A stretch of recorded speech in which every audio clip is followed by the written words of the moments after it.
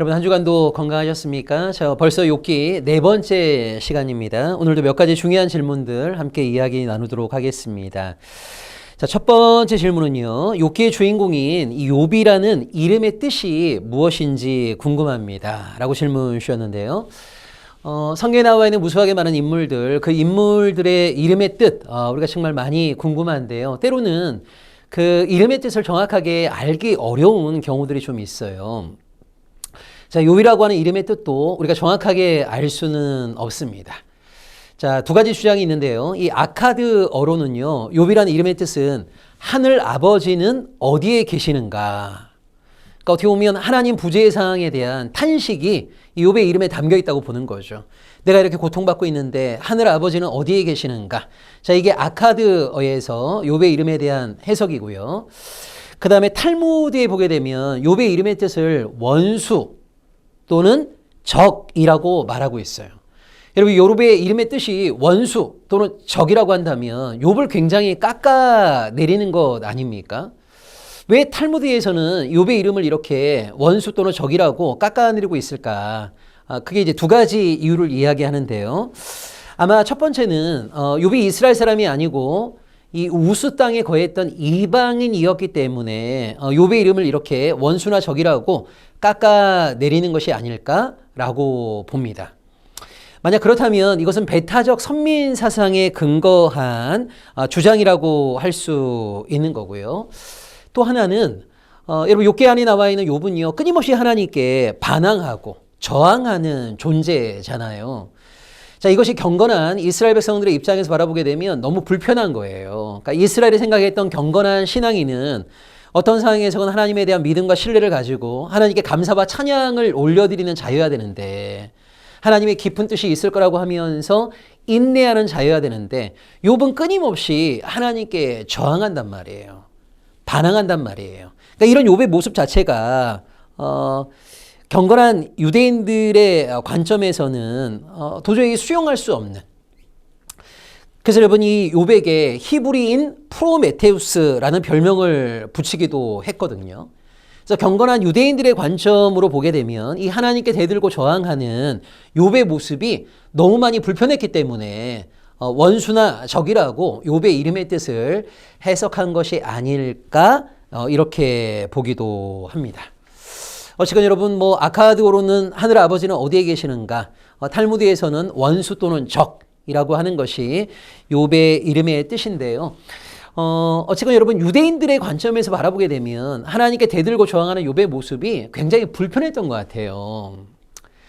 자, 그런데 역으로 욥기가 빼어난 이유 중에 하나가 하나님과 끝까지 투쟁하는 욥의 모습 때문입니다. 지난주에도 잠깐 얘기했던 것처럼 여러분, 욥은 하나님께 무신론의 언어, 저항의 언어, 불평의 언어, 탄식의 언어를 내지르고 있긴 하지만 욥은 끝까지 하나님께 그렇게 탄식하는 이유가 뭡니까? 하나님께 불평하는 이유가 뭡니까? 하나님 외에는 의지할 자가 없기 때문이거든요. 욥은 끝까지 하나님께 따지고 원망하면서 하나님과의 관계를 포기하지 않는단 말이에요. 자, 구약에는 이런 욥과 같은 인물이 또 한 명 있습니다. 물론 긍정적인 맥락은 아니지만 여러분, 요나가 그렇지 않습니까? 요나는 끝까지 하나님께 묻고 질문하고 따집니다. 성경에 보면 이런 욥이나 요나처럼 끊임없이 질문하는 신앙, 때로는 따지고 불평하고 탄식하고 원망하고 이런 이야기들이 있어요. 이걸 하나님은 용납하신다고요. 정직한 대화를 하나님은 더 기뻐하신다는 거죠. 그러니까 어떻게 보면 욥의 모습은 한편으로 굉장히 불경해 보이지만, 여러분, 이렇게 불경해 보이는 욥의 모습을 하나님은 수용하시거든요. 그러니까 우리 하나님은 허례에 찬 경건, 하나님에 대한 믿음도 전혀 없고 신뢰도 전혀 없는 사람이 마치 하나님 믿는 것처럼, 신뢰하는 것처럼 허례에 찬 경건보다 때로는 원망에 찬 경건을 더 진실하게 보시는 분이 바로 우리 하나님이십니다. 그래서 여러분, 우리가 신앙의 여정에서 가장 경계해야 될 것이 뭐냐면 맹목적인 신앙인 거예요. 맹목적 신앙이라고 하는 건 뭐죠? 눈을 감고 실상을 보는 거를 거부하는 거예요. 그냥 무조건 나는 하나님 믿을 거야. 무조건 하나님의 뜻이 있을 거라고 받아들일 거야. 이건 맹목적이죠. 이런 분별이 필요한 거 아닙니까? 이게 하나님의 역사인지 사단의 역사인지 성령의 역사인지 악령의 역사인지 분별이 필요한 거지. 무조건 그것을 받아들이고 수용하는 것이 올바른 신앙의 자세가 아니란 말이래요. 때로는 욥처럼 믿을 수 없는 상황 속에서 현실을 직시하면서 하나님께 매달리는 게 필요해요. 그 매달리는 방식이 때로는 찬양과 감사가 될 수도 있지만 때로는 불평과 탄식이 될 수도 있는 거예요.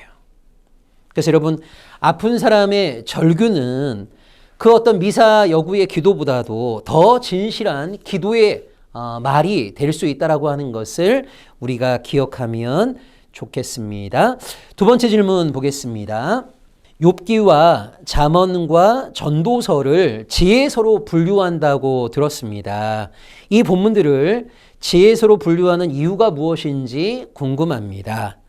그리고 욥기, 잠언, 전도서가 같은 내용의 지혜를 말하는 것인지도 궁금합니다. 라고 질문 주셨습니다.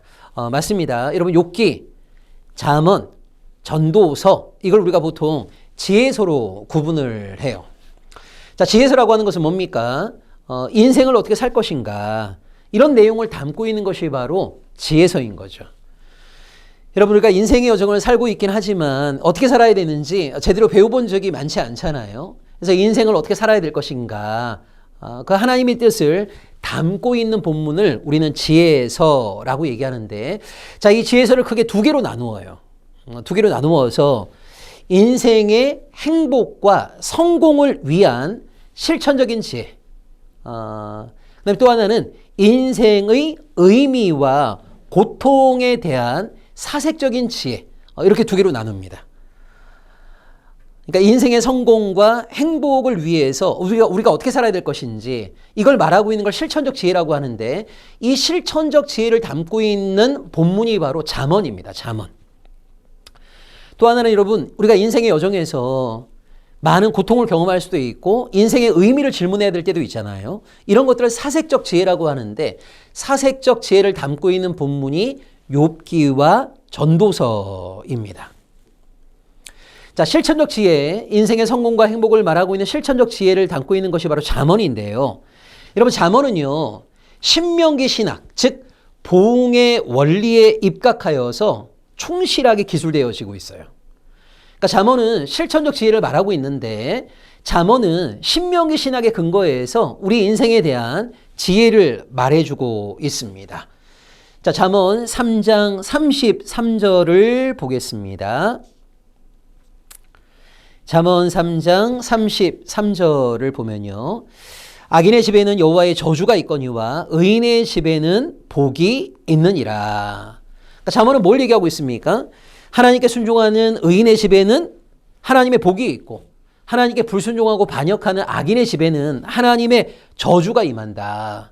그러니까 잠언은 어떤 신학을 충실하게 반영하고 있는 거죠? 뿌린 대로 거둔다는 신명기 신학이 온전하게 반영, 기술되어진 본문이 바로 잠언이다. 그러니까 잠언은 처음부터 끝까지 신명기 신학의 잣대를 가지고 인생의 성공과 행복에 대해서 말하고 있는 거예요. 그러니까 결국 뭘 강조하고 있는 거죠? 하나님께 순종하면 복을 받을 수 있다는 거죠.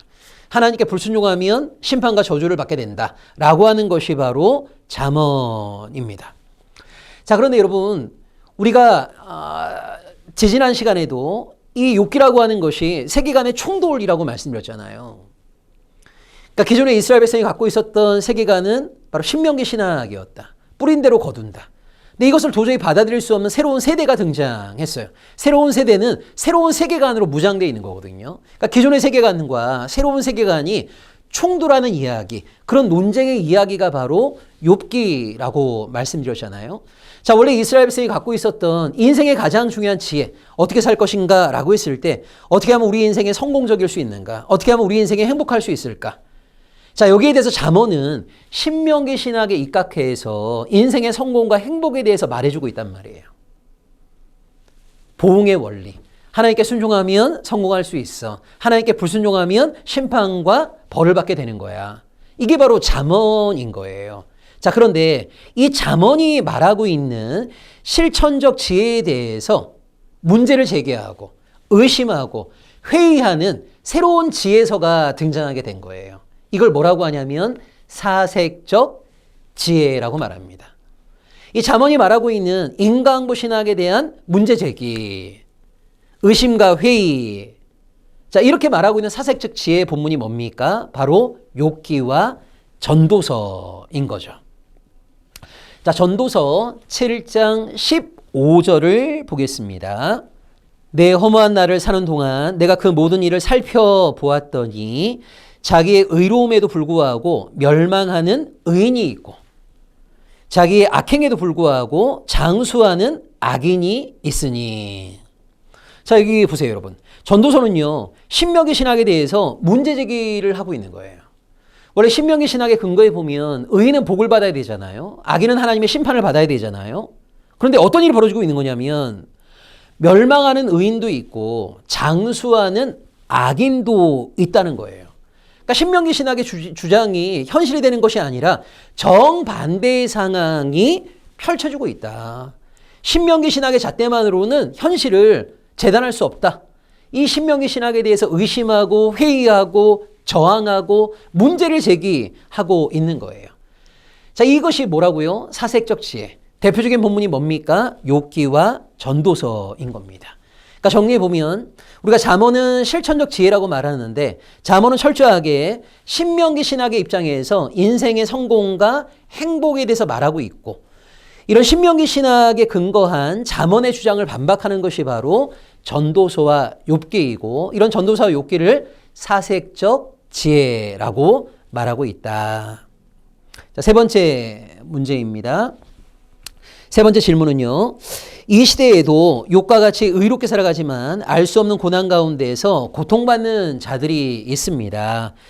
왜 하나님께서는 악인들의 고난을 해결해 주지 의인들의 고난을 해결해 주지 않으실까요?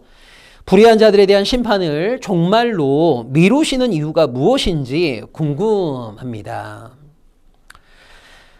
이 질문은 정말 신앙인들이 일상의 삶에서 끊임없이 하나님께 내지르는 중요한 문제제기 아닙니까? 왜 의인들의 이 불행한 삶을 하나님은 방관하시는가? 왜 악인들의 승승장구에 대해서 하나님은 심판하지 않으시는가? 정말 이 신앙을 갖고 있는 많은 사람들이 하나님께 끊임없이 질문하는 중요한 내용을 질문해 주셨습니다. 자, 기독교 신앙은요, 시간을 크게 세 개로 구분을 합니다. 태초의 창조, 역사적인 중간기, 마지막 종말의 때. 이렇게 시간을 세 개로 구분을 해요. 자, 그래서 여러분 태초의 창조와 마지막 종말의 때에는요, 하나님의 전능하심이 유감없이 발휘가 됩니다. 그러니까 하나님의 전능하심이 유감없이 발휘된다는 측면에서 태초의 창조와 마지막 종말의 때는 좀 유사한 측면이 있는 거죠. 자, 그런데 이 태초의 창조와 마지막 종말의 때 중간에 있는 역사적 중간기는 다릅니다. 자, 이 역사의 중간기는요, 그때그때마다 하나님께서 당신의 전능하심을 발휘하시지 아니하시고 하나님의 백성된 자들에게 하나님께서 창조하신 이 땅의 많은 것들을 위임하셨어요.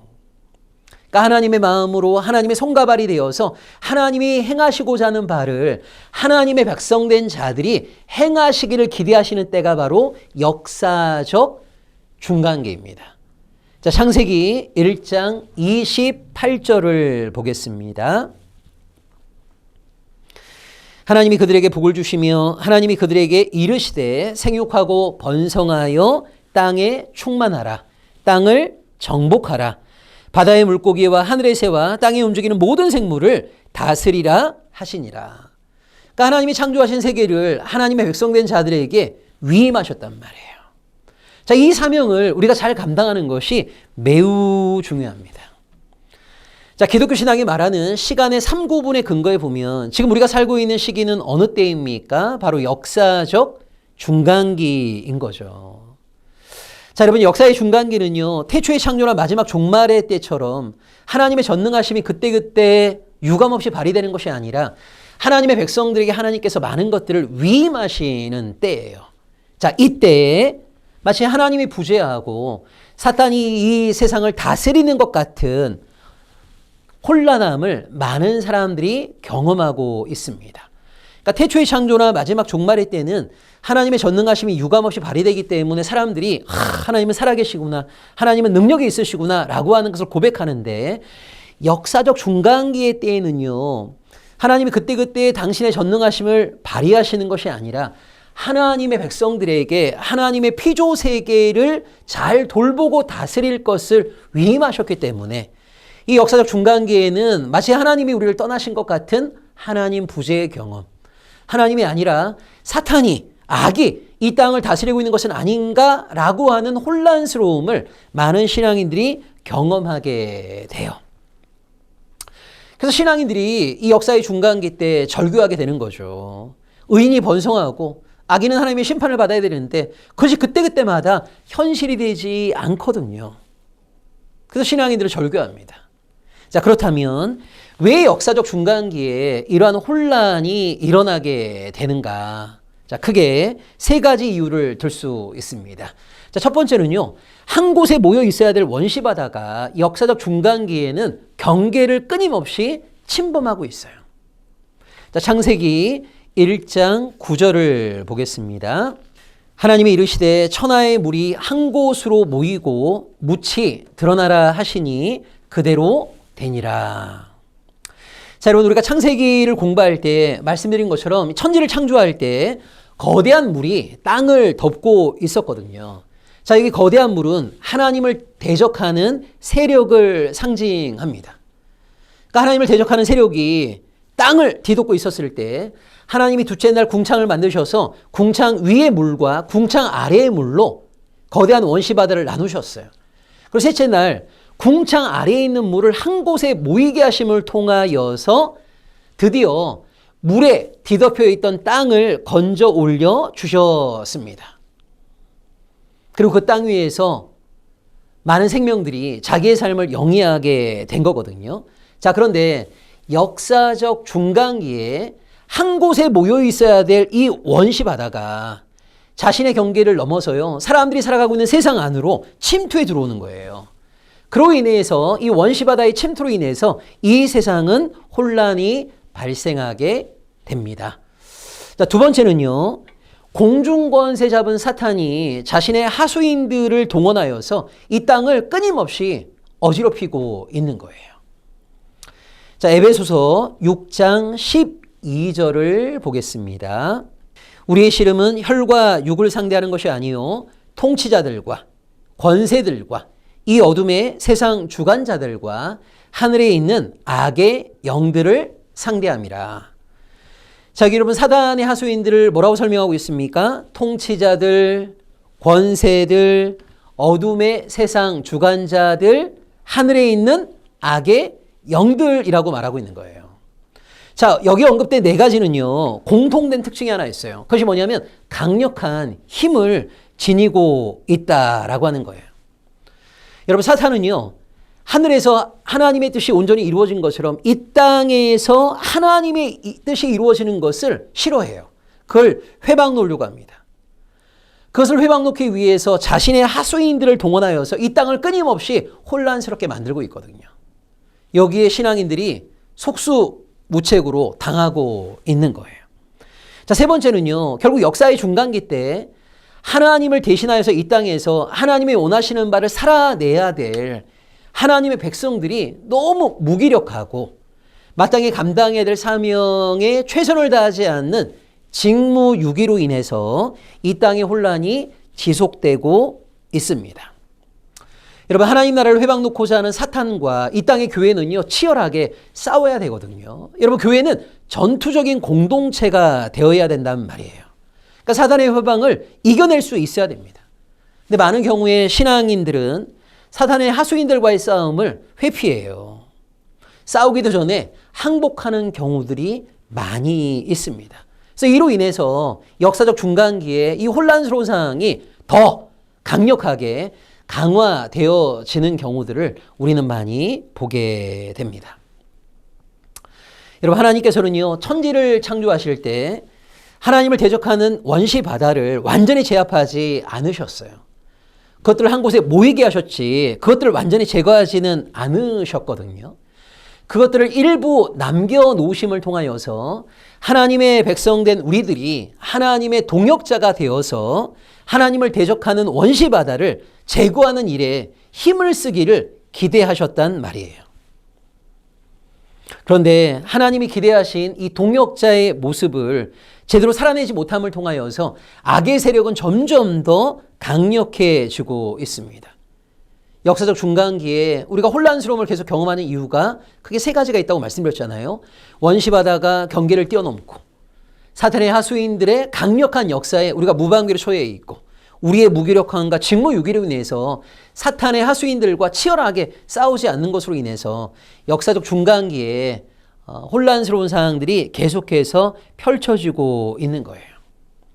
여러분, 역사적 중간기를 살아가고 있는 신앙이들이 정말 기억해야 될 것 가운데 하나가 이 역사적 중간기에 하나님의 백성된 우리들에게 하나님다운 행위가 요청되고 있다. 이것이 너무너무 중요합니다. 여러분, 하나님은 사랑이시다라고 하는 것을 우리가 어떻게 증거할 수 있겠습니까? 하나님의 백성된 우리가 정말 사랑 충만한 존재가 되어서 사랑의 삶을 살아냄을 통하여서 하나님이 사랑이시구나라고 하는 것을 증거할 수 있는 것 아니에요?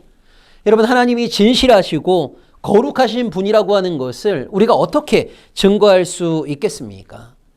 하나님의 백성된 우리가 정말 진실한 삶, 거룩한 삶을 살아냄을 통하여서 하나님의 진실하심과 거룩하심을 증거해야 되는 거거든요. 이것이 바로 역사적 중간기를 살아가는 신앙인들에게 요청되어지는 가장 중요한 사명이자 삶의 자세이다라고 하는 것을 우리가 기억해야 합니다. 여러분, 오늘날 우리 신앙인들은요, 구원받기 위해서 하나님께 순종하는 것이 아니에요. 하나님의 은혜로 구원을 받은 겁니다. 그 하나님의 은혜로 구원받은 성도들은요, 하나님의 통치를 이 땅 가운데 완성하기 위해서 하나님께 순종하는 거거든요.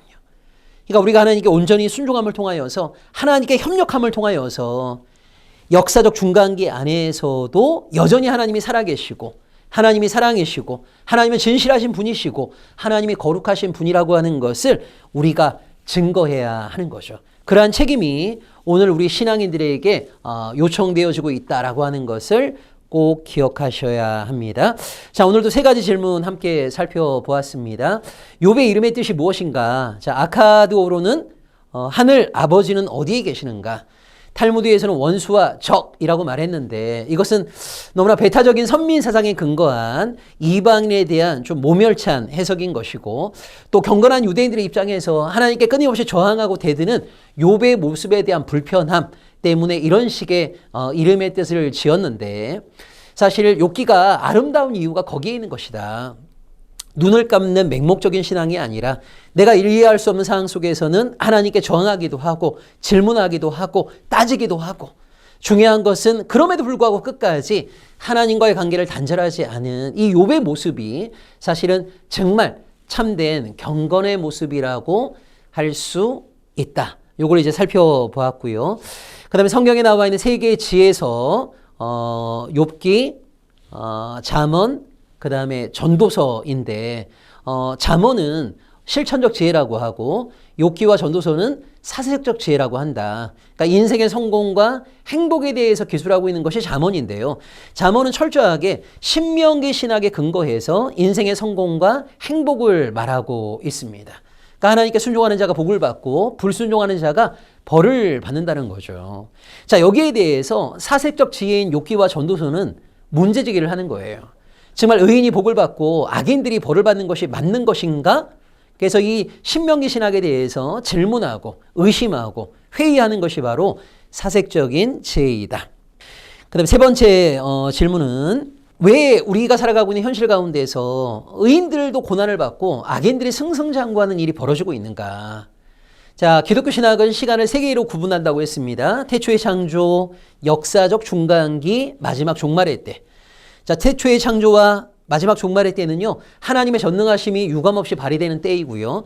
역사적 중간기에는 하나님께서 당신의 백성들에게 하나님의 창조 세계를 잘 돌보아 줄 것을 위임한 시기이다. 그러니까 역사적 중간기에는 하나님의 백성들에게 어떤 사명이 주어져 있는 겁니까?